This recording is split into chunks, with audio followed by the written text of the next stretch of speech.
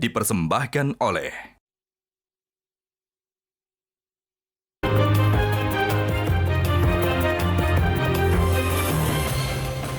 Pemirsa, masuknya Partai Kebangkitan Bangsa dan keluarga Partai Demokrat dari Koalisi Perubahan untuk Persatuan otomatis mengubah konstelasi politik tanah air. Usai menyatakan move on, Partai Demokrat kini menimbang kemana akan berlabuh. Apakah bergabung ke koalisi Ganjar, Prabowo, atau ke koalisi justru membuat poros baru? Terbentuknya pasangan Amin, Anies Baswedan, Muhaimin Iskandar mau tidak mau mendorong koalisi lain untuk merekalkulasi langkah politik mereka. Saling intip strategi pun tidak terhindari, apalagi masa pendaftaran bakal Capres-Cawapres tinggal menghitung hari. Bagaimana strategi masing-masing koalisi, siapa selanjutnya yang akan susul Anies Muhaimin? Inilah kontroversi selengkapnya, saling intip poros koalisi. Bersama saya, Sylvia Iskandar.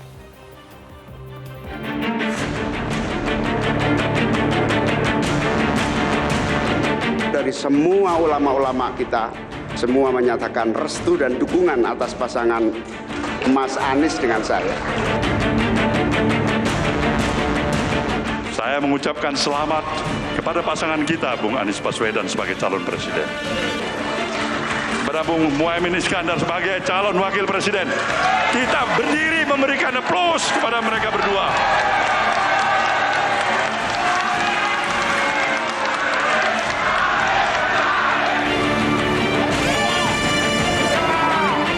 Selamat ya. Makasih Pak. Tidak ada masalah. Mau satu pasang, dua pasang, tiga pasang, empat pasang. Mari kita buka lembaran baru ke depan. Kita harus segera move on. Baik, pemirsa, untuk pembahasan sudah hadir 5 narasumber di studio Metro TV. Di sebelah kanan saya, yang pertama adalah Ketua DPP PD Perjuangan, Eriko Sotarduga. Selamat malam. Selamat malam, Waalaikumsalam. Kemudian juga ada juru bicara Partai Demokrat, Herzaki Mahendra Putra. Mas Zaki. Selamat malam. Selamat malam. Berikutnya juga ada pengamat politik Ahmad Khairul Umam. Mas Umam. Selamat malam semuanya. Selamat malam. Di sebelah kiri saya ada Wakil Ketua Umum PAN, Viva Yoga Mauladi. Mas Viva. Selamat malam. Dan juga ada pengamat politik Adi Praitno. Mas Adi, selamat malam. Terima kasih semuanya sudah hadir di studio Metro TV dan bergabung lewat Zoom. Juga ada politikus Gerindra atau juru bicara dari Prabowo Subianto, Daniel Anzar. Bang Daniel, sudah bergabungkah? Oke, nanti kita akan sambung ya. Baik, selamat malam Bang Daniel. Terima kasih sudah bergabung. Bang Daniel, saya akan ke studio terlebih dahulu ya. Di sini sudah ada Mas Zaki. Mas Zaki, sudah tahukah Demokrat akan move on kemana? Ya, kalau untuk masalah move on sudah jelas. Karena ketum kami ya, yang luar biasa menurut saya, jiwanya sangat besar sekali, hal berlapang dada, sudah memberi maaf kepada masa lalu. Dan sekarang katanya untuk melangkah ke depan. Jadi kami kader-kader di seluruh Indonesia juga fokus pada itu. Kemarin hari Senin kita sudah memberikan masukan para pengurus pusat langsung kepada Mas AHY.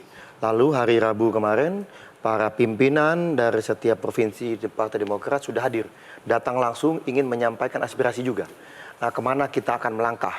Yang pasti saat ini opsinya adalah bergabung di antara kedua seharusnya yang menjadi rasional ya.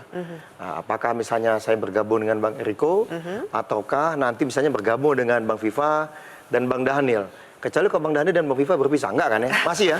Soalnya satu di Zoom, satu di sini, kan bingung nih saya.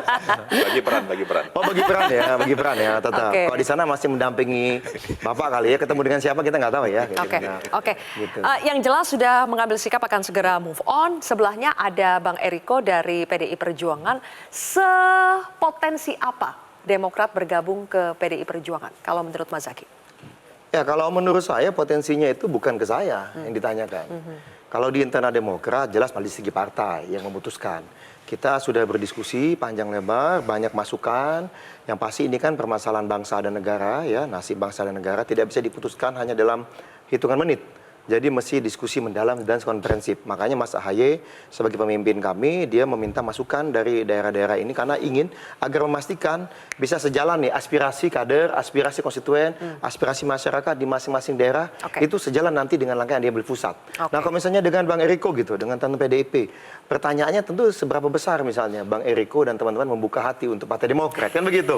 Jadi bukan dari Kalau kami. Demokrat jelas membuka hati ya. Ya kok kami membuka hati dengan Jelas. semua ya, Oke. apakah dengan Bang Eriko tadi, apakah tadi dengan Bang Daniel dan Bang Viva, karena bagaimanapun kami melihat kedua tokoh yang diusung ini, baik Pak Ganjar maupun Pak Prabowo tentu punya kelebihan dan kekurangannya masing-masing, tetapi sama-sama punya niat membangun Indonesia sehingga bisa lebih baik dan menginginkan ada akselerasi pembangunan. Nah, ini yang kami lihat. Jadi ada sejalan sikap di situ.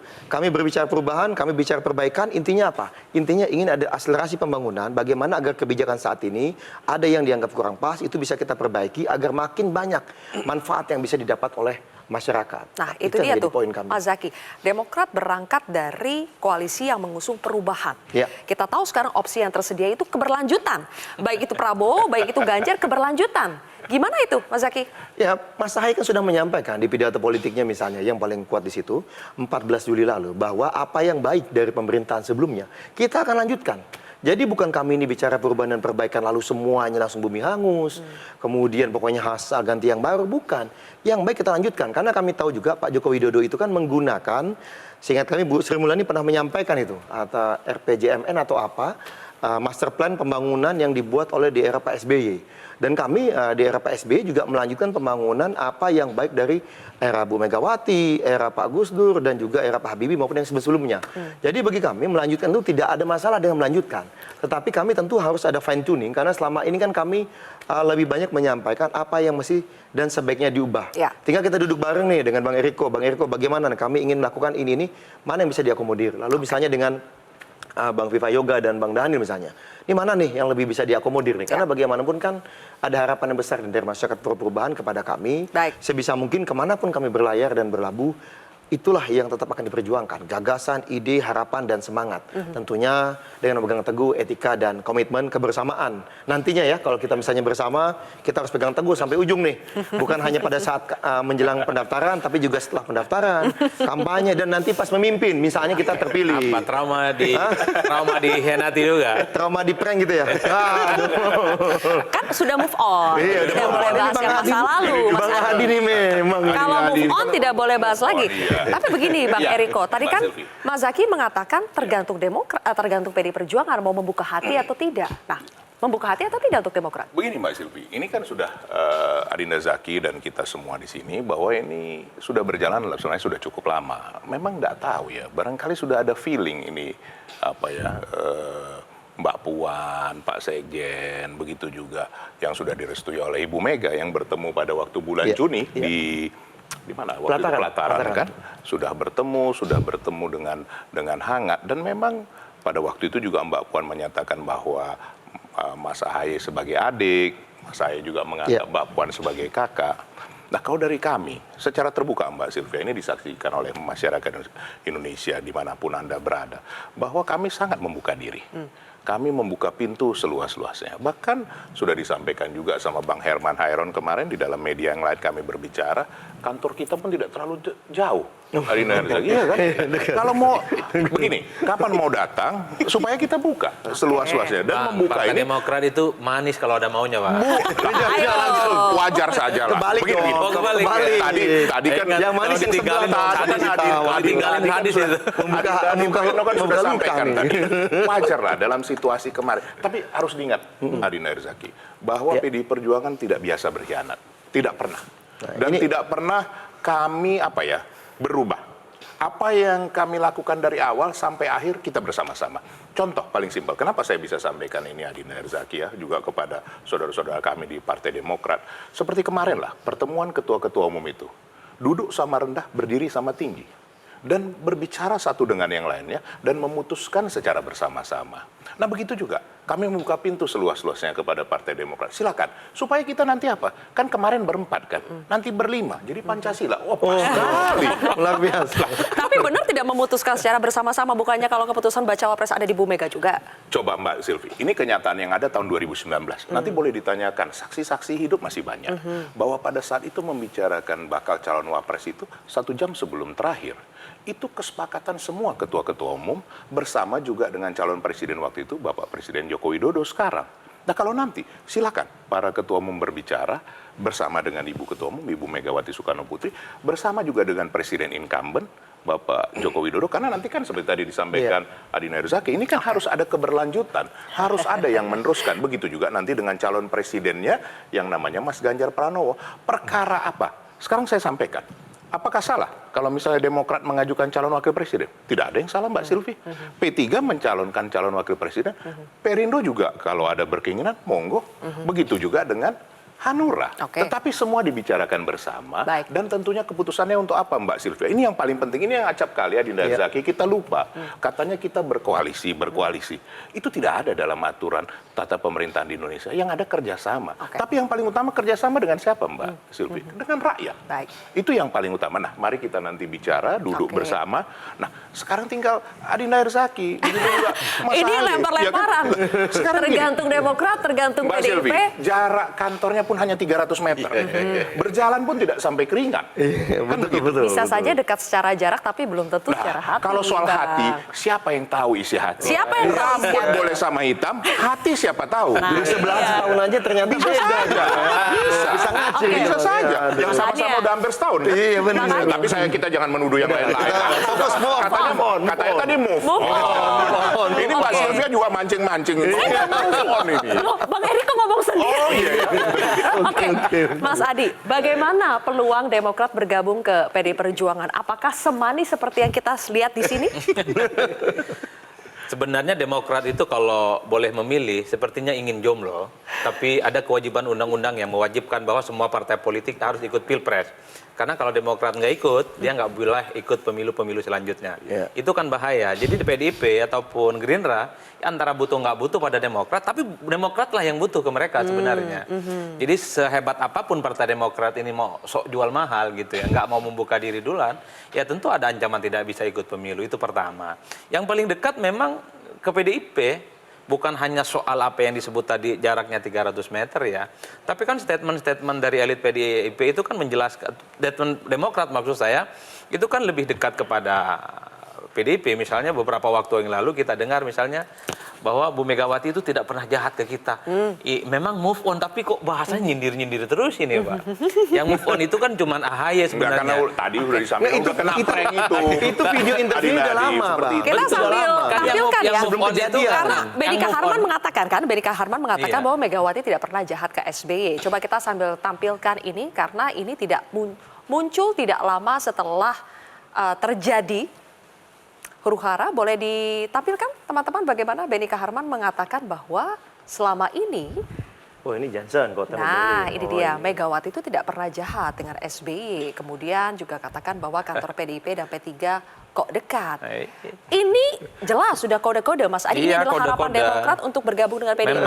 Memang itulah yang kemudian mendebalkan keyakinan bahwa Demokrat ini sebenarnya secara psikologi politik ingin bersama dengan PDIP ya. Tapi Mungkin tidak, tapi ya kalau bicara mungkin ya mungkin, tinggal bagaimana selesai di Megawati dan SBY. Karena yang bisa menentukan soal koalisi ini adalah di level elit, bukan lagi Mbak Puan, bukan lagi dengan AHY. Betul Bang Herzaki ini mengatakan Demokrat itu move on, kan AHY yang move on. SBY tidak. Itu sadis betul statement-statementnya. Sampai sekarang itu viral, Bang. Oleh karena itu, yang paling penting sebenarnya bagi Demokrat itu harus memastikan siapapun teman koalisinya harus menang pilpres. Udah itu aja jalur ceritanya. Mengamankan Demokrat, dan yang kedua adalah mengamankan karir politik AHY ke depan. Ada kecenderungan calon pemimpin masa depan itu adalah mereka yang teruji menjadi pejabat publik. Pernah jadi menteri, pernah jadi gubernur, dan seterusnya, dan seterusnya. Kenapa Ganjar, kenapa Anies, kenapa Prabowo, kenapa Ridwan Kamil, kenapa kemudian ada Erick Thohir dan Sandiaga Uno? Karena mereka adalah pejabat-pejabat publik yang stamina politiknya selalu dibicarakan. Saya selalu ngomong ke teman-teman Demokrat, sorry to say, mungkin salah satu alasan kenapa Nasdem dan Anies Baswedan tidak mau sama AHY, karena portofolio politiknya tidak terlampau mentereng. Belum teruji menjadi sebagai pejabat publik dibandingkan dengan yang lain. Oleh karena itu tentu untuk bicara tentang Pilpres, Bang Herzaki, ini tidak bisa ujuk-ujuk langsung jumping pada jantung kekuasaan, Pak. Oke, baik. Pilpres itu adalah suatu hal yang menurut saya panggung mewah, yang dimana semua ketua umum partai politik pun itu tidak bisa menikmatinya. Baik. Muhaimin itu rasa-rasanya butuh 20 tahun baru sekarang dia bisa mendampingi Anies Baswedan. Meskipun belum datar ya. Meskipun belum datar. Begitupun misalnya di Golkar kita tahu sebagai the ruling party, baru Pak JK bisa maju. Baik. Kalau di PAN itu baru Pak Hatta Rajasa. Ada yang Pak mengatakan Zulhas tidak belum ada yang ini. instan dalam Betul, karir politik. tidak bisa ada Oke. proses yang kemudian terlampau cepat untuk langsung jumping ke langsung Kalau kekuasaan. begitu, apakah Demokrat nanti masih akan mengajukan proposal ke baik itu koalisi PD Perjuangan maupun Gerindra untuk mengajukan AHY sebagai bakal calon wakil presiden? Kita akan bahas nanti, Mas Zaky. Pemirsa Kontroversi akan kembali. Baru mau jawab ya.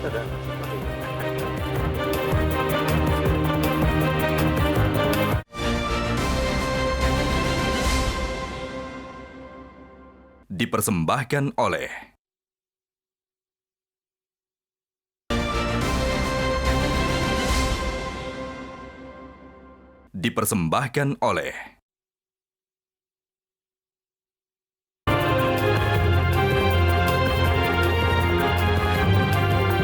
Baik, tadi Mas Zaky, Mas Adi Praitno menyoroti bagaimana pengalaman AHY itu dinilai kurang mumpuni lah ya kalau dibandingkan dengan kandidat bacawa pres lainnya. Pertanyaan saya, apakah Demokrat masih akan membawa proposal AHY harus menjadi bacawa pres jika ingin bergabung dengan PDIP maupun Gerindra? Nah, makasih nih Mbak Sylvia. Ada 2 poin yang akan saya sampaikan, semoga tidak dipotong nih. Pertama terkait dengan proposal cawapres. Ya. Disclaimer dulu. Karena dengan koalisi sebelumnya, kami tidak pernah mengajukan proposal cawapres. Bukti-buktinya sudah tersaji. Dengan Iya Anies kan? Baswedan maksudnya. Ya, yang mantan inilah pokoknya gitu. Kenapa alergi sekali nyebut Bukan, Anies mending saya Baswedan? bilang mantan dong, Bang. Daripada saya bilang musang berbulu domba kan. Iya dong, boleh dong. Terbukti nggak move on sih. Makanya, abang mancing mulu. Gitu, ya kan? Nah, intinya dengan mantan... Bukan saya nih yang motong ya, Mas Adi yang Iya, motong. Mas Adi loh, Mas yang Adi. motong. Lanjut. Nah, jadi dengan si mantan ini kan beliau yang menyampaikan ada 22 Januari, ada 14 Juni, terakhir ada 25 Agustus. Ini yang sudah kita ungkap ke publik. Ada lagi di luar tanggal-tanggal itu. Bukan hanya mengajak, tapi juga meminta. Bahkan surat itu kan kalau bahasanya Mas Adi seingat saya waktu itu sebelum ada di beberapa talkshow sebelumnya, surat ini udah dikasih, sudah kita balas, lalu kemudian disimpan. Waktu itu katanya sebagai bukti otentik sejarah nanti ini, kata. Kalau misalnya suatu saat kita bisa menang gitu kan. Tapi kata Bang Adi, ini kayak cincin kawin, udah ditunjukin ini cincin kawinnya, lalu diambil lagi disimpan dalam saku, kan begitu kira-kira. Tapi udahlah. Karena tadi bicara mengenai cawapres gitu kan. Jadi sama dengan Bang Eriko, apakah nanti dengan teman-teman PAN dan Gerindra ya, gitu, dan juga Golkar, kan ada 3 nih saat ini gitu. Ya kami sama. Tidak akan dan tidak pernah menyodorkan atau menawarkan sebagai suatu syarat bahwa kami akan bergabung kalau Mas AHY dipilih sebagai cawapres. Nggak ada syarat-syarat seperti itu. Bagi kami yang penting kita punya visi yang sama, punya gagasan yang sama, bagaimana aspirasi, harapan konstituen kami, harapan kader kami, harapan masyarakat yang selama ini menumpukan harapan dan aspirasi ke kami, itu bisa kami perjuangkan. Nanti misalnya katakanlah apakah bisa lebih tersalurkan melalui Bang Eriko, atau kalau lebih tersalurkan oleh teman-teman di Gerindra, PAN, dan Golkar, ya itulah ya jalan yang akan kami tempuh. Dan ini juga dipertegas kemarin oleh Mas AHY di hari Rabu dengan pertemuan para ketua DPD, menyampaikan, teman-teman, situasi seperti ini ya kita akan sama. Iya Ketum, kita ikut. Apapun langkah yang akan diambil oleh Ketum bersama MTP, kami kader akan laksanakan. Sama halnya ketika 7 Oktober 2022 Ketum perintahkan kita semua menjadi petarungnya si mantan, kita langsung berjuang setahun itu gitu ya kan. Nah, kalau sekarang kita berjuang jadi petarungnya Pak Koalisi Prabowo Indonesia misalnya Maju, gitu ya, atau nanti diperintahkan menjadi petarungnya Pak Ganjar Pranowo, kami akan laksanakan karena Demokrat adalah sahabat yang setia. Baik. Dan juga Demokrat sudah membawa proposal ini. Apakah Koalisi Indonesia Maju tertarik untuk membawa Demokrat masuk ke Koalisi Indonesia Maju, Bang Viva? Jadi meskipun kantor PAN dan Demokrat agak jauh, tapi hati kita dekat. Kita punya pengalaman, Mbak Sylvia, di dalam Pilpres kemarin untuk berkoalisi. Jadi secara chemistry itu empirisnya ada bahwa kita dengan Partai Demokrat itu bukan hanya dekat di mata, tapi juga dekat di hati. Gitu. Warnanya pun hampir sama. Warnanya sama, ya biru Demokrat dan biru PAN, sama-sama biru. Jadi saling setia tapi ya birunya ya. Jadi itu menunjukkan bahwa itu menunjukkan bahwa dari sisi pengalaman sejarah politik, PAN, Gerindra, Demokrat itu sudah tidak dipertanyakan lagi dari sisi visi dan platform partai yang pernah bekerja sama atau pernah berkoalisi. Berarti tergantung apa? Kalau misalnya Demokrat mau bergabung itu tergantung apa? Jadi bagi koalisi Indonesia Maju tidak hanya membuka pintu, tetapi membuka hati, membuka tangan kepada Partai Demokrat untuk bisa berkoalisi dengan kami. Gitu.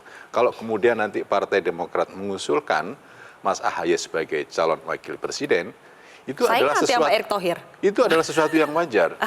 Karena di Golkar ada Pak Erlangga, di PAN ada Pak Erik. Misalkan nanti Partai Demokrat bersedia untuk berkoalisi dengan Koalisi Indonesia Maju, Mas Ahaye juga bisa ditampilkan, dan Bang Yusril di PBB. Nanti keputusan dari calon wakil presiden diputuskan oleh Pak Prabowo berdasarkan rapat secara kekeluargaan berasaskan musyawarah mufakat kolektif kolegial. Oke, panjang ya. Harus panjang, harus panjang. List yang disebutkan Bang Viva tadi kayaknya kurang satu, karena kemarin ada Yeni Wahid. Kita simak dulu bagaimana pernyataan Yeni Wahid ketika sudah selesai bertemu dengan Pak Prabowo. Pemimpin yang akan memimpin Indonesia ke depan harus mengerti dinamika geopolitik. Orang yang harus punya kemampuan strategic thinking. Nah, saya rasa orang seperti Pak Prabowo ini punya kemampuan seperti itu. Bagi kami, Pak Prabowo ini top list. Ya, jadi prioritas paling utama karena ada kesamaan-kesamaan visi. Oke, Bang Daniel masih bergabung ya? Oke, ya, Bang Daniel, kalau menurut Yeni Wahid, Pak Prabowo itu adalah top list. Kalau menurut Prabowo, apakah Yeni Wahid juga top list bacawa pres Prabowo? Dari sisi kami, tentu semakin banyak pilihan itu semakin baik.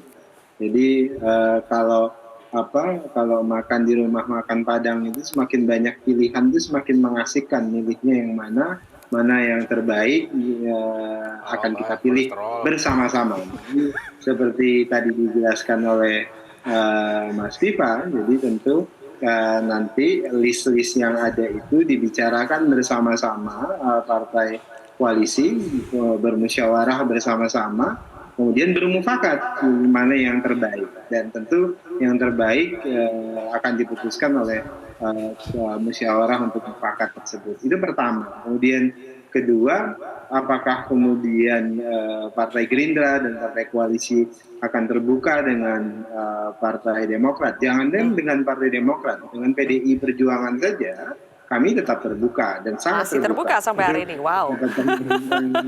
Catatan pentingnya. Kenapa? Apalagi Demokrat kan ibaratnya itu Demokrat kalau ke Kertanegara itu Mas Ahaye atau Mas Jaki itu sudah tahu letak di mana gelasnya, di mana piringnya, di mana di mana kompornya, karena sudah pernah berkoalisi bersama-sama. Pun demikian dengan PAN, kemudian Golkar dan sebagainya. Jadi yang jelas kalau Partai Demokrat ke Gerindra, beliau itu sudah tahu di mana kamar mandinya, di mana di tempat tidurnya dan sebagainya. Jadi lebih mudah menurut kami, dan kami dalam posisi very welcoming. Oke. Sepertinya dua koalisi ini very welcome nih Mas Zaky dengan Demokrat ya. Tapi Mas Umam, nanti saya ingin tanyakan, benarkah seperti kata Bang Daniel, semakin banyak pilihan itu semakin baik Mas Umam, atau justru semakin membingungkan? Tapi kita akan bahas nanti, pemirsa, kontroversi akan kembali sesaat lagi.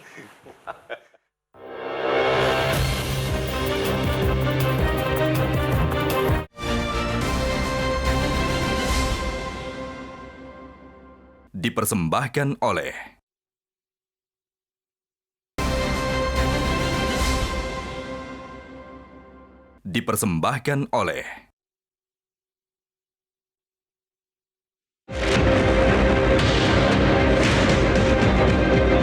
kita sambut yang memilih berjuang bersama dengan kita. Mencari wakil presiden tidak ringan,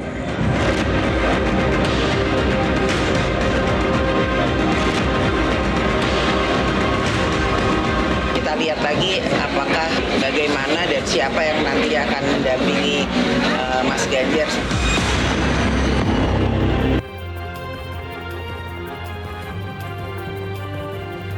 Baik, pertanyaan besarnya kan siapa kemudian yang akan menyusul pasangan Amin, Anies dengan Muhaimin.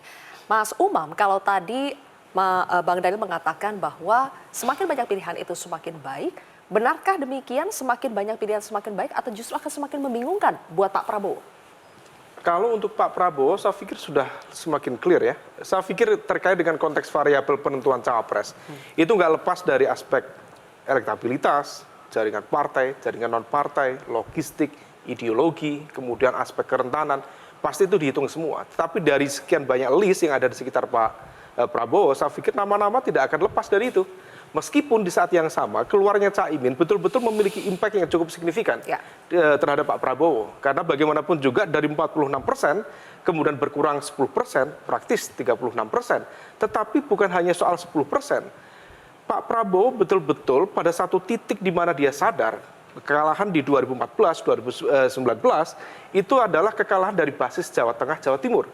Dan itu kemudian salah satunya ditopang oleh terbatasnya insentif elektoral dari kelompok Islam moderat. Nah, itu direpresentasikan oleh Nahdlatul Ulama, dalam konteks ini adalah PKB. Maka sejak awal harapan yang ingin dilakukan oleh Pak Prabowo adalah melakukan trade-off. Ketika kemudian dukungan dari kelompok Islam konservatif itu kemudian relatif hilang, maka kemudian trade-off-nya adalah dengan PKB. Begitu kemudian PKB lepas, ini menjadi titik penting yang harus dihitung benar. Maka kemudian pertemuan dengan Mbak Yeni bisa kita maknai beberapa hal. Salah satunya adalah upaya untuk merekonsolidasikan sel-sel kekuatan Nahdlatul Ulama di luar antitesa Caimin, atau dalam konteks ini adalah PKB. Maka di level itu bisa kemudian, tapi kita bisa memprediksi Mbak Yeni memiliki keterkaitan dengan jaringan Gus Durian. Gus Durian itu nama-namanya cukup clear, termasuk Kiai Yahya Khalil Stakuf, Ketua PBNU, kemudian Menteri Agama Gus Yakut, kemudian beberapa elemen-elemen, dan kita tahu simbol-simbol jaring pesantren mana yang kemudian bisa terpetakan. Oleh karena itu, pertemuan kemarin bukan sekedar kemudian sebagai sebuah pertemanan biasa, tetapi betul-betul upaya dari Pak Prabowo untuk merekonsolidasikan basis kekuatan Nahdliyin di luar mainstream PKB itu sendiri. Oke, dengan demikian apakah itu membuat Yeni Wahid menjadi top listnya Pak Prabowo sekarang dibandingkan Erick Thohir? Kalau menggunakan variabel-variabel tadi, Mbak Yeni barangkali bisa masuk dalam list tadi, tetapi bukan pada top level, karena bagaimanapun juga top level tentu bicara tentang elektabilitas, jaringan partai, non partai, termasuk logistik. Nah, oleh karena itu saya pikir per hari ini Mas Erick Thohir masih menjadi yang utama. Kalaupun kemudian nanti misalnya partai-partai yang lain termasuk misalnya Demokrat masuk ke Pak Prabowo, rasanya kemudian proses negosiasinya akan berbeda. Nah, oleh karena itu saya tidak tahu misal dari Mas Zaky apakah kemudian nanti mencoba untuk memasukkan klausul itu dalam proses negosiasi dan juga untuk mencapai titik kompromi, rasanya bukan pada level itu untuk melakukan negosiasinya. Maka tinggal bagaimana kemudian masing-masing ya dari Gerindra termasuk dari PDIP, Bang Eriko. Karena cukup banyak bridging yang bisa dilakukan antara Demokrat dengan PDIP, sama-sama pernah berkuasa, sama-sama pernah menjadi oposisi, sama-sama menjadi hampir tidak ada ideological resistance, sama-sama mainstream nasionalis. Bahkan kemudian kalau misal dilihat dari ceruk masanya, karena pola relasi ya selama ini relatif agak berjarak, maka hampir tidak ada kanibalisme elektoral. Ini yang kemudian rasanya kalau misal pertimbangan kenapa kemarin Anies AHY itu tidak berlanjut, salah satunya aspek itu. Bukan sekedar semata-mata tadi misalnya disampaikan Mas Adi, aspek portofolio misalnya, itu barangkali menjadi bahan refleksi dari internal Nasdem misalnya. Tetapi ada sisi-sisi lain, potensi masuknya kotel efek misalnya, kalau misal Anies AHY maju, yang masuk itu justru dapatnya dari Demokrat. Terkonfirmasi dari basis survei selama 2022, 2023, elektabilitasnya lebih di atas Nasdem. Dan yang terpenting, cukup banyak simbol-simbol basis dapil itu yang kalau misal kemudian dalam satu gerbong yang sama, dia akan saling menggerus. Karena ada kanibalisme elektoral di sana. Nah, ini yang kemudian tidak diinginkan. Nah, dalam konteks PDIP dan juga Demokrat, relatif clear. Nah, oleh karena itu, saya pikir akan menjadi ruang negosiasi yang cukup menarik Betul, ada queenmaker, ada kingmaker, Pak SBY, Bu Mega. Tetapi ada pemimpin muda yang relatif lebih fleksibel, lebih memudahkan untuk berinteraksi. Ada Mbak Puan, ada Mas AHY. Barangkali ada satu titik temu yang menghadirkan rekonsiliasi nasional dalam skala yang cukup spektakuler. Who knows? Ada satu lagi nama Mas Umam yang cukup menjadi perhatian karena berasal dari dirinya sendiri yang mengatakan akan ada breaking news minggu depan. Dan ini diterjemahkan banyak artinya. Coba kita simak dulu pernyataan dari Ridwan Kamil. Takdir kami kemana kami tidak tahu, ya. Tapi insya Allah akan memberikan yang terbaik. Tapi kalau minggu depan ada breaking news ya mohon dimaklumi. Bang Viva, kita tahu Ridwan Kamil sekarang sudah di Golkar, artinya bersama dengan Koalisi Indonesia Maju. Breaking news yang dimaksud di sini apakah kode juga ini bahwa RK juga berpotensi sekali untuk menjadi bacawa presnya Prabowo? Ya, mungkin sekali, tetapi itu tergantung kepada keputusan politik di internal Partai Golkar sendiri. Sementara ini Pak Erlangga itu sudah dipromosikan menjadi calon presiden atau calon wakil presiden. Dan di Koalisi Indonesia Maju yang banyak didiskusikan itu adalah Pak Erlangga Hartarto. Meskipun demikian, soal mekanisme internal Partai Golkar itu kami tidak bisa ikut campur karena itu adalah sesuai dengan keputusan dari masing-masing partai. Tapi kalau kemudian yang diusulkan oleh Partai Golkar itu RK, ya nanti akan kita putuskan secara bersama-sama. Semakin berat ya intinya saingan bahwa, dari Erick Thohir. Bukan gitu. Intinya bahwa untuk calon wakil presiden Pak Prabowo itu salah satunya harus mempertimbangkan nilai elektabilitas calon. Sebab apa? Dari hasil lembaga survei menunjukkan untuk elektabilitas calon presiden memiliki tenggang ranking yang tidak berbeda jauh selisihnya. Maka dibutuhkan calon wakil presiden yang memberikan kontribusi elektoral kepada pasangannya agar apa? Dapat menambah suara, menambah kekuatan partai-partai, dan itu akan menjadi target utama untuk pemenangan di Pilpres 2024. Oke, itu syaratnya ya, bagaimana bisa menambah elektoral tadi. Kalau di PD Perjuangan bagaimana Bang Eriko? Sebentar, kalau tadi katanya di Golkar itu kemungkinan yang lebih berpotensi adalah Pak Erlangga, kalaupun mau dijadikan bacawa pres, apakah itu berarti ada kemungkinan juga RK malah bersanding dengan Ganjar? Memang harus secara jujur saya sampaikan Mbak Sylvia bahwa di antara 5 nama, ya tentu satu Caimin sudah jelas tidak lagi kan begitu kan, bisa saja masuk nanti Bu Kofifa atau Mbak Yeni, ya itu silakanlah para ketua umum. Memang salah satu nama dari 5 itu adalah Kang Ridwan Kamil, itu harus jujur saya sampaikan. Apakah tadi dengan baju yang dipakai oleh Ibu Ridwan Kamil itu berwarna merah menandakan itu, ya saya tidak tahu. Nanti kita lihat saja breaking news-nya di minggu depan. Tapi yang pasti begini, tadi kita kembali kepada soal move on tadi, Mas Herzaki. Saya harus sampaikan kepada Mbak Sylvia, kepada kita semua secara jujur, hasil survei terakhir dari SMRC, dari Kompas, bahwa partai-partai yang bergabung dengan poros dengan kami, dengan PD Perjuangan, kerjasama kami, sudah di angka 30, kurang lebih hampir 35%. Jadi kalau ditambah dengan Partai Demokrat, sudah lebih dari 40%. Kurang lebih hanya tinggal 10% lagi untuk bisa memenuhi yang dikatakan unggul. Nah, ini kan sesuatu hal yang tidak bisa kita pungkiri kalau kita melihat dari sudut statistik, dari sudut survei. Dan 10% ini nanti bisa dicapai dengan gerak relawan yang sudah ada, begitu juga dengan komunitas, di mana juga para ketua umum sudah menyiapkan, dan juga Mas Ganjar sudah menjadi manusia bebas untuk bisa turun. Nah, jadi sekali lagi, kalau menurut kami, silakan dari Partai Demokrat, tentu kalau kita berbicara dari hati ke hati, seharusnya di dalam, bersama-sama, bukan dari luar, kan begitu kan? Sama seperti para ketua umum kemarin bertemu di dalam segi 4, kita berharap nanti segi 5, seperti Pancasila itu, kan begitu kan, 5. Dan ini sudah menunjukkan sesuatu hal yang menarik. Artinya begini, bagi Partai Demokrat juga ini sesuatu hal yang menguntungkan, kan kita harus berbicara secara jujur bahwa Apa ada yang mau kalah? Kan tidak ada yang mau kalah dalam hal ini. Dan ini yang paling penting sebenarnya, merebut hati daripada rakyat. Soal pembicaraan di dalam, itu semua sangat terbuka. Biar nanti Mas AHY dengan Mbak Puan mengatur pertemuan yang lebih tinggi lagi kan, itu bukan ranah kita lagi. Adinda Herzaki itu, biarlah beliau nanti berdua yang membicarakan itu. Seperti itu Mbak Sylvia. Oke, sekali lagi Mas Adi, seperti kalau di sini sangat welcome gitu ya. Ada banyak sekali faktor yang membuat Demokrat sepertinya dengan mudah diterima oleh PDI Perjuangan. Tapi apa faktor yang kira-kira bakal mempersulit Demokrat untuk diterima di PDI Perjuangan? Ya mestinya tidak ada faktor apapun ya yang bisa mempersulit Demokrat itu berkoalisi dengan Prabowo ataupun Ganjar ya. Tapi yang saya tangkap satu-satunya barrier yang kemudian membuat poros-poros mau terima Demokrat itu seringkali Demokrat ini nakal sama teman sendiri.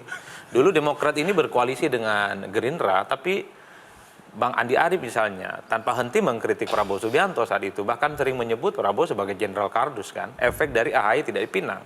Tentu di tengah konstelasi politik yang dinamis kemungkinan akan ada 3 poros, 4 poros gitu ya. Yang difikirkan itu adalah putaran yang kedua itu. Kalau Demokrat gabung dengan PDIP misalnya, tapi tiap hari mengkritik Anies Baswedan, tentu tak nyaman PDIP nih di putaran kedua misalnya tak akan mendapatkan suara dari Anies. Begitupun kalau Demokrat ini bergabung dengan kubunya Bang Viva yang jarak kantornya sangat jauh gitu loh Pak. Bainas sama wal lubang sumur. Jadi itu yang sebenarnya orang saat ini sudah berpikir bagaimana putaran kedua dan mendapatkan limpahan elektoral dari putaran yang pertama kalah itu. Orang kemudian beranggapan nih di simulasi survei misalnya Pak Anies itu tidak masuk dalam putaran kedua. Nah kalau ada Demokrat di situ tiap hari dia nyerang Anies Baswedan, tentu di putaran kedua tidak akan mendapatkan itu. Itulah yang kemudian membuat kenapa Demokrat sepertinya sedang dihitung betul kalau untuk menjadi bagian dari Ganjar ataupun menjadi bagian dari Prabowo Subianto. Bukan insentif positif yang didapatkan, tapi daya rusak yang justru membuat kemenangan itu semakin jauh dari mereka. Gimana itu Mas Zaki? Ya, kalau katanya ada daya rusak lagi. Ya kalau kami sudah membuktikan gitu. Kami ini sahabat yang sangat setia. Berkomitmen penuh. Belum ada surat 7 Oktober. Sejak itu 7 Oktober 2022. Termasuk saya. Tak kurang puluhan bahkan ratusan talk show di TV, di media sosial, ditanya media. Satu kata, satu kalimat selalu bela si mantan. Itu belum ada surat loh di Oktober, November, Desember. Dan saya nggak tahu waktu itu. Misalnya pada saat Januari 2022. Ternyata ada penyampaian meminang Mas AHY oleh Mas Anies gitu. Saya baru tahu beberapa bulan setelahnya, setelah kita tanda tangan piagam. Dan Demokrat benar-benar pegang utuh.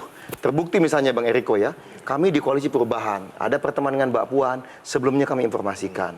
Hasil pertemuannya kami sampaikan ke dalam Koalisi Perubahan. Ketika ada pertemuan dengan Pak Prabowo waktu itu, ya kan? Sebelum pertemuan kami sampaikan, Pak Prabowo mau ada pertemuan dengan Pak SBY. Kita sampaikan juga hasilnya seperti apa. Jadi kami ini kawan yang setia, sahabat yang setia, yang juga sangat militan mendukung siapa yang berkomitmen bersama kami gitu. Kalau kami ini justru menunjukkan, kalau misalnya Bang Adi bilang tadi bahwa berhitung betul ini ada daya rusak, kalau kami malah melihat sebaliknya, Demokrat ini justru telah membuktikan sebagai suatu partai dan mesin politik yang sangat solid di bawah kepemimpinan Mas AHY. Mas AHY ini sendiri tadi bicara, Mas Adi bilang masalah kompetensi. Kalau saya sangat meyakini Mas AHY ini punya kompetensi luar biasa. Kenapa? Otot politiknya sudah terbukti. Maju Pilkada Jakarta waktu itu pertama kali berpolitik melawan yang giant-giant itu. Ada Ahok, ada si mantan ini ya. Itu sempat unggul. Saya masih ingat di bulan Desember 2016 sempat unggul 36%. Tetapi kemudian kita tahu ya, Bang Viva kan dulu bagian dari tim. Kita tahu apa yang terjadi di bulan Januari 2017. Tapi itu masa lalu kami sudah move on. Lalu yang kedua, kita masih ingat bagaimana Pak Muldoko berupaya merebut Partai Demokrat dengan kasar. Selama 2 tahun 8 bulan, Alhamdulillah dengan kepemimpinan Mas AHY, kita kompak dari jalur politik, jalur sosial, jalur hukum. Alhamdulillah kita menang. Nah inilah menunjukkan bagaimana Demokrat ini sebagai suatu mesin politik sangat efektif, punya pemimpin yang juga muda, relatif bersih, tidak punya kerentanan politik. Dan kok bicara mengenai elektabilitas, Demokrat alhamdulillah 2019 kami disurvei rata-rata 3, 4, maksimal 5%. Sekarang survei ada yang 8, 9, 10, bahkan pernah 14% menunjukkan bagaimana perbaikan luar biasa. Kalau kami ya sederhana, mengutip statement si mantan, ya kan, rekam apa? Prediktor terbaik untuk masa depan adalah rekam jejak. Kami sudah membuktikan, kami sahabat setia. Itu yang jawabannya, sangat Mas militan. Silakan Bang Eriko. Nah, tentu ada pembicaraan di belakang oleh petinggi-petinggi kita kan. Siapa Bang Viva juga ada perbincangan di belakang oleh para petinggi-petinggi kita. Kita biarkan berjalan. Yang pasti Demokrat dari Sabang sampai Merauke, kalau sudah diputuskan MTP, sudah diperintahkan Mas AHY, kita kata Mas Adi, samina wa atokna. Kita akan jalankan apapun itu yang menjadi komitmen bersama. Kalau gitu. soal bagaimana loyalitas Partai Demokrat dalam satu koalisi tidak pindah ke lain hati, mungkin tak ada bantahan ya. Tapi kalau dalam satu koalisi dia juga menyerang teman koalisinya, itu yang sebenarnya ditakutkan. Bukan tidak mungkin partai-partai Demokrat, elit-elit dan kadernya juga tidak sungkan untuk mengkritik siapa calon presidennya. Karena bagi Demokrat dia tidak punya hutang, sudah tidak punya jagoan. Pilpres bagi mereka sudah selesai ketika AHY tidak bisa maju. Ini yang kemudian yang saya sebut sebagai daya rusak, Bang. Karena Demokrat merasa tidak punya pikiran soal capres, AHY tidak bisa maju, jadi siapapun dia berhak untuk dikritik, termasuk capres dalam koalisi. Nggak bisa, Mas Adi. Dan Nggak itu bisa. yang terjadi ketika ya Demokrat berkoalisi dengan Prabowo 2019 yang lalu. Mengkritik terus itu Prabowo, padahal Prabowo itu adalah temannya. Nah, daya rusak yang semacam ini yang sepertinya sedang dihitung betul oleh PDIP, oleh Gerindra dan Viva Yoga. Perbedaannya gini Mas Adi, 2020 ada pergantian kepemimpinan, namanya Mas AHY. Sederhana, bagaimana cara Mas AHY mengelola partai ini kan bisa kelihatan ya Bang Viva ya. Bang Jul nyaman, Bang Erlangga nyaman, bahkan mohon maaf PKB Caimin juga datang baik-baik ke kita selama ini. Termasuk dengan Mbak Puan komunikasi baik. Kita malah datang duluan waktu itu ke DPR. Jadi terbukti Mas AHY ini ada pemimpin yang diterima di mana-mana. Termasuk mohon maaf ini di peringatan hari ulang tahun NU ya, Harlah NU yang ke-100 di Januari. Mas AHY itu termasuk ketua umum parpol yang diundang loh. Nah, saya nggak bilang nih ada yang nggak diundang siapa gitu, atau ada tokoh atau capres yang nggak diundang. Tapi bahkan Mas AHY ini diundang loh. Ya bersama Bang Jul diundang. Nah iya, makanya bersama Bang Jul segala juga ada. Jadi kalau kami lihat inilah menunjukkan Mas AHY diterima di semua kalangan, sebenarnya sangat terbuka dan juga akan menjadi sahabat yang sangat setia. Nah, Bang Eriko, Bang Viva, Bang Nadil, nanti kita. Setia badannya tapi tidak setia pikirannya. Ini kalau kita bahas setia tidak selesai ini. Nanti kita akan bahas kepada Bang Daniel, akan saya tanyakan sebetulnya kalau Pak Prabowo itu apakah menunggu juga kepada Mas Ganjar untuk mendeklarasikan duluan, baru akhirnya juga mendeklarasi. Apakah sekarang dalam posisi saling tunggu dulu, saling lirik dulu? Siapa menjadi bacawa pres, baru nanti akan dideklarasikan. Kita akan bahas lebih jauh pemirsa di segmen terakhir, tetap di Kontroversi.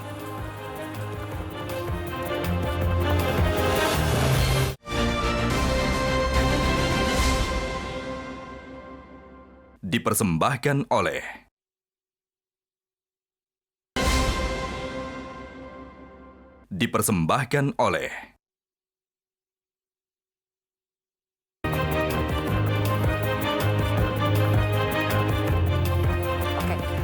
Bang Daniel, sebetulnya Pak Prabowo ini apakah masih menunggu siapa wakilnya Ganjar baru memutuskan wakilnya sendiri? Mbak Zilvi, saya mau kutip gini. Buya Hamka itu menerjemahkan politik itu pakai surat Al-Asr. Watawassa bil haqqi watawassa bis sabr. Sabar itu, kata Buya Hamka, itu politik. Jadi politik itu harus sabar. Jadi sabar dalam berbagai hal. Jadi tentu Pak Prabowo dalam posisi bersabar, berdialektika, kemudian mendengar, kemudian memusyawarahkan dengan seluruh partai pendukung. Itu paling yang pertama. Kemudian kedua, tadi kalau bicara pengkhianatan, disakiti, saya pikir Pak Prabowo adalah orang yang paling banyak disakiti, tapi tetap sabar, tapi tidak pernah mendendam, tetap menghormati. Dan hari ini semuanya orang banyak sekali yang menghina, kemudian membenci, tapi kemudian tidak pernah dilawan dengan benci yang serupa oleh Pak Prabowo, tapi kemudian dirangkul. Karena kami percaya betul hipotesis Pak Prabowo itu mengatakan ini momentum untuk mempersatukan. Karena kondisi geopolitik, geostrategis kita itu menuntut kita untuk bersatu, menuntut kita seluruh elit dan masyarakat itu semuanya bersama-sama untuk bersatu dan memastikan kita bisa berjalan pada track yang lebih benar, lebih maju, lebih baik dan seterusnya. Jadi itulah sebabnya Pak Prabowo dalam posisi bukan hanya menunggu rival harus dapat pasangan siapa atau dengan siapa, tetapi ini terkait juga apakah kita bisa mempersatukan lebih banyak semua kelompok, semua pihak untuk bermusyawarah dan bermufakat tadi. Ya. Begitu, Mbak. Bang Daniel, Anda berkali-kali menyebutkan sabar. Apakah termasuk sabar menunggu keputusan judicial review syarat batas usia capres-cawapres di MK? Yang sabar itu pada semua hal, Mbak. Jadi kalau Anda bisa mengatributasikan politik sabar, tokoh yang memanifestasikan politik itu sebagai kata sabar tadi, itu tentu adalah sosok Pak Prabowo tadi. Jadi yang jelas pada hari ini tentu semua hal itu dipertimbangkan. Yang paling penting tadi kuncinya kita ingin mempersatukan, kita ingin memastikan kompetisi kita nanti tetap gembira. Jadi kami misalnya tidak lagi bersama dengan Gus Muhaimin dan PKB, itu tidak menjadi alasan kami untuk mempersalahkan, menghujat, membenci, atau memutus silaturahim dengan PKB dan Gus Imin. Yang jelas tetap bersahabat, dan kami ucapkan selamat dengan pilihan beliau dan PKB, dan kami yakin suatu hari akan ketemu lagi, suatu hari akan bersama lagi, dan suatu hari pasti akan bekerja sama untuk Indonesia yang lebih maju. Oke, terima kasih Bang Daniel Anzar sudah bergabung bersama kami melalui Zoom. Mudah-mudahan nanti bisa lain kali langsung datang ya ke Metro TV. Bang Eriko, kita tahu sebetulnya tadi pertanyaan saya kan kita menunggu juga, padahal menunggu ini keputusan judicial review terkait dengan batas usia capres-cawapres karena ada nama potensial di situ, Gibran yang merupakan kader PDI Perjuangan. Gibran ini bukan hanya dilirik oleh PDI Perjuangan tapi juga katanya oleh Koalisi Indonesia Maju untuk Pak Prabowo. Jadi bagaimana, apakah PDI Perjuangan akan memberikan porsi lebih untuk Gibran kalau nanti judicial review-nya dikabulkan? Ya, saya harus menyampaikan kita bersyukur bahwa kader PDI Perjuangan itu dilirik oleh banyak pihak. Mas Ganjar, Mas Gibran. Tapi begini Mbak Sylvia, kalau kita membicarakan sesuatu yang belum ada keputusannya kan kita menduga-duga. Menduga-duga ini tidak enak, walaupun nama saya Riko Sotarduga, saya nggak berkeinginan seperti itu Mbak Sylvia. Baiklah begini, nanti kita tunggu sajalah hasil judicial review. Tapi tentunya Ibu Ketua Umum kami, Ibu Megawati Soekarno Putri pasti sangat menghargai apapun pandangan dari teman-teman dari satu kerjasama yang sudah utuh ini. Sama seperti tadi kalau Partai Demokrat bersama-sama dengan kita, ya kita berbicara. Nanti kalau sudah keluar judicial review, ini meminjam Mbak Sylvia, apakah ini yang harus diputuskan ataukah ini kan ada perhitungan-perhitungannya. Sama seperti di 2019 pada menit-menit akhir. Tapi yang paling utama begini Mbak Sylvia, ini yang kadang-kadang kita lupa. Dari awal tadi sudah saya sampaikan, bahwa yang paling utama itu bagaimana memenuhi ekspektasi daripada rakyat. Karena nanti mereka yang memutuskan. Coba kalau Mbak Sylvia perhatikan hasil-hasil survei, belum ada sesuatu yang pasti. Karena kenapa? Masyarakat, rakyat Indonesia mau melihat genuitas, mau melihat orisinalitas, mau melihat apa yang nanti dilakukan pasangan ini, apa program-programnya, melanjutkan seperti apa, harus yang lebih baik. Dan kalau meminjam istilah Mas Ganjar, nano targeting. Jadi hal yang terkecil pun kita harus perhitungkan. Jadi Bung Herzaki ya jangan lama-lama kalau untuk kan begini, waktu berjalan terus kan. Tidak sampai kan katanya akan dipercepat untuk pendaftaran kan begitu. Nah, sampai sebelum pendaftaran, segala kemungkinan masih mungkin. Terkait dengan segala kemungkinan itu, termasuk dua koalisi. Mas Umam, sebetulnya dengan segala kemungkinan yang masih ada dan kondisi saat ini, sebetulnya kita akan dapat 3 poros, 4 poros, atau malah 2 poros saja. Iya, semua bergantung pada partainya Bang Eriko ini. Kenapa? Apakah akan merestui 2 poros atau tidak? Tapi terlepas dari itu, Mbak, saya coba merespon tadi yang disampaikan oleh Mas Daniel. Diakui atau tidak, memang di internal Pak Prabowo tentu akan menimbang betul bagaimana keputusan dari Mahkamah Konstitusi. Tadi Mbak Sylvia menjelaskan dengan baik itu. Tetapi di saat yang sama juga tentu pencapresan Anies bersama Muhaimin ini juga harus direspon, ditimbang ulang oleh capres-capres yang lain. Apakah kemudian akan mempertimbangkan variabel Nahdlatul Ulama atau tidak? Karena kalau misal kemudian tidak ditimbang sekali lagi dengan matang itu, maka pasangan Anies Muhaimin berpotensi mengkapitalisasi narasi Nahdlatul Ulama dalam konteks konsolidasi basis kekuatan Islam moderat di Jawa. Nah, oleh karena itu, kalau misal PDIP menggunakan pendekatan teritorial, barangkali Pak Ridwan Kamil bisa diambil sebagai alternatif cukup potensial dengan mengedepankan narasi Jawa Sunda. Bagaimanapun juga kita menggunakan OPOVOV, one person, one vote. Tetapi kalau misal kemudian pendekatannya bukan teritorial, tetapi menggunakan pendekatan lebih identity dalam konteks ini adalah ormas, bagaimanapun juga ada keyakinan betul di PDIP selama ini ya, di pemilu 1955, pemilu 1971, memori tentang PNI yang di-backup oleh Masyumi, di-backup oleh Partai Nahdlatul Ulama waktu itu masih menjadi partai, betul-betul masih kemudian membekas. Dan ketika kemudian itu digabungkan, dianggap bisa menjadi mesin politik yang efektif. Nah, oleh karena itu, semua masih bergantung, Mbak Zilvia, termasuk pada dinamika suprastruktur yang ditentukan oleh ada tangan-tangan tidak terlihat, the invisible hand. Kita tidak bisa berspekulasi, tetapi fakta di lapangan menjelaskan bahwa ada kasus yang kemudian bergerak dan kita tidak bisa menduga-duga. Seperti yang disampaikan oleh Bang Eriko Sutarduga. Terima kasih. Jangan menduga-duga. Baik, kalau Mas Vivan, kalau PAN itu akan mendesak atau akan berusaha supaya deklarasi pasangan Prabowo dipercepat atau tidak? Tidak mendesak, tapi kita berharap akan ada tambahan partai politik baru untuk bisa berkoalisi di Koalisi Indonesia Maju. Dasarnya, masing-masing partai politik memiliki basis konstituen sendiri-sendiri. Kalau kemudian digabung menjadi koalisi besar, tidak gemuk. Kalau ada gemuk kan berarti ada yang kurus, ada stunting. Enggak.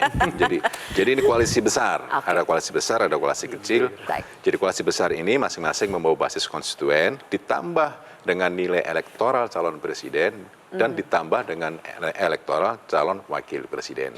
Nanti akan diputuskan dalam waktu yang baik siapa nanti yang menjadi calon wakil presiden. Secara musyawarah, mufakat, kolektif, kolegial. Mas Adi Pray, kita belum tahu PKS sekarang langkahnya kemana, makanya pertanyaan saya masih tadi. 3 poros, 4 poros, atau malah 2 poros saja? Ya, kalau kita membaca kekuatan politik saat ini, 4 poros itu sangat mungkin ya. Karena Demokrat, PKS, dan P3 itu sudah bisa 1 poros tersendiri. Tapi kan problemnya ini nggak gampang. P3 itu selalu mengatakan tegak lurus dengan PDIP. PKS pun sekalipun saat ini sedang galau, hanya mau dengan Anies tapi tidak dengan PKB, tapi kan berada di barisan perubahan. Oleh karena itu ini adalah 2 kutub yang saya kira agak sulit untuk dipertemukan. Justru saya membaca saat ini perdebatan di media sosial dan medsos itu sudah nggak relevan bicara 3 poros, 4 poros. Katanya yang di 2024 nanti hanya akan ada 2 poros, Pak, karena faktor invisible hand itu. Itu yang kemudian ramai jadi pembicaraan. Nah, yang paling penting sebenarnya bagi saya adalah soal salah satunya porosnya Bang Viva. Ini kan gampang ditebak. Karena poros Bang Viva itu sehebat apapun, secanggih apapun ngomong tentang siapa cawapresnya, Erick Thohir, Airlangga, apakah soal Mahkamah Konstitusi, ini diorkestrasikan apa yang disebut oleh Bang Herzaki itu adalah mastermind. Bahasanya Bang Umam itu adalah invisible hand. Nah, mungkin bahasanya Bang Eriko Pak RT. Bukan Pak Lurah ya, ini bukan Pak Lurah. Ini yang kemudian akan gampang dibaca. Jadi kubunya Prabowo ini seakan-akan tergantung pada satu orang. Jadi siapa yang mau jadi cawapresnya, soal bagaimana konfigurasinya itu agak sulit. Nah, Bang Eriko ini agak susah untuk ditebak, Bang, karena tidak bisa diorkestrasikan oleh siapapun. Yang bisa mengorkestrasikan Bang Eriko, Ganjar Pranowo, hanyalah Megawati Soekarno Putri. Tak ada orang yang di atas itu segala-galanya. Oke, kita masih ada waktu meskipun masih singkat sebetulnya ya, tinggal sekitar 2 bulan lagi, tapi itulah politik, apapun bisa terjadi. Enggak, Mbak Silvi, supaya kontroversi ini nanti mengundang kita lagi. Pasti.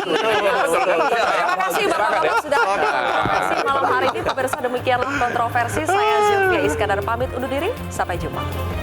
Pak, tahun lagi.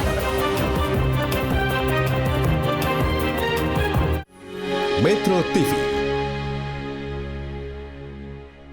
Jelajahi cara baru mendapatkan informasi. Download Metro TV Extend sekarang.